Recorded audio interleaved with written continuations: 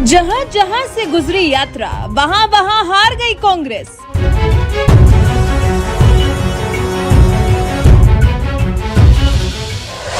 कांग्रेस के लिए अशुभ साबित हुई भारत जोड़ो यात्रा।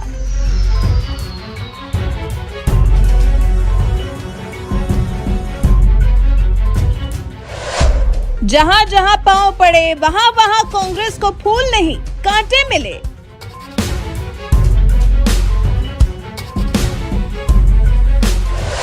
कांग्रेस को डरा रहे हैं मध्य प्रदेश के आंकड़े।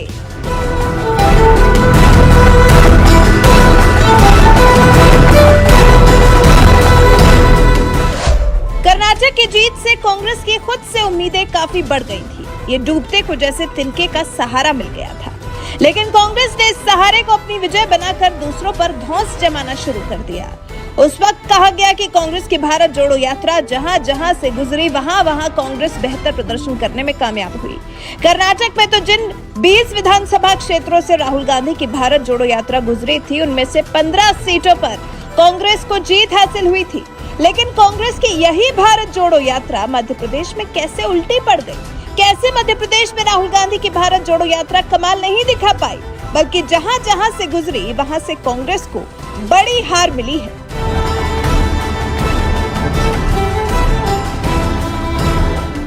भारत जोड़ो यात्रा के मध्य प्रदेश चरण में पूर्व कांग्रेस अध्यक्ष राहुल गांधी ने मालवा निवाड़ क्षेत्र के 6 जिलों बुरहानपुर, खंडवा, खरगोन, इंदौर, उज्जैन और आगर मालवा के 21 विधानसभा क्षेत्र में 380 किलोमीटर की पदयात्रा की थी।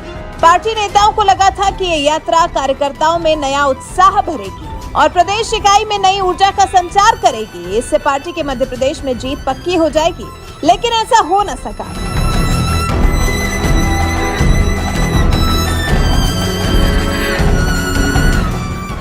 बुरहानपुर, राहुल गांधी की यात्रा बुरहानपुर से ही शुरू हुई थी। यहाँ बीजेपी के अर्चना चिटनिस ने कांग्रेस के सुरेंद्र सिंह को 31,000 से ज्यादा मतों से पटखनी दे दी। शेरा पिछली बार बुरहानपुर विधानसभा सीट से चुनाव जीते थे।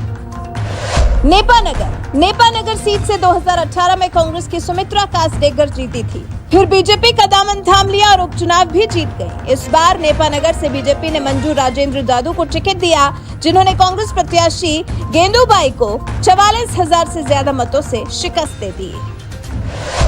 खंडवा की बंधाना सीट, खंडवा के बंधाना में पिछली बार भी बीजेपी जीती थी और इस बार पार्टी प्रत्याशी छाया मोरे ने कांग्रेस की रूपाली जैन को 28,816 मतों से हरा दिया।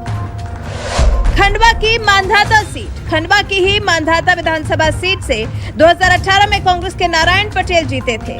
बाद में उन्होंने बीजेपी का दामन थाम लिया और उपचुनाव में भी जीत दर्ज की। इस बार भी वही प्रत्याशी बनाए गए और शुरुआत से ही उन्होंने कांग्रेस के निकटतम प्रतिद्वंदी राम नारायण सिंह पुरनी को पीछे रखा।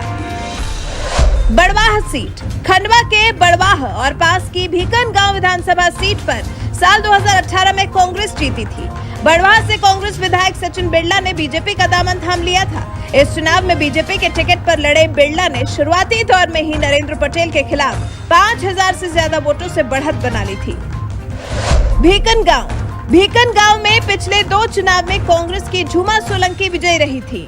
इस बार यहां बीजेपी के नंदा ब्राह्मणे ने शुरुआत से ही झूमा को पीछे कर दिया था। फिर यहां से बढ़ते हुए राहुल गांधी की यात्रा सीधे महू विधानसभा पहुंची थी। महू में राहुल की आम सभा भी हुई थी। महू में पिछली बार बीजेपी की उषा ठाकुर विजय रही थी।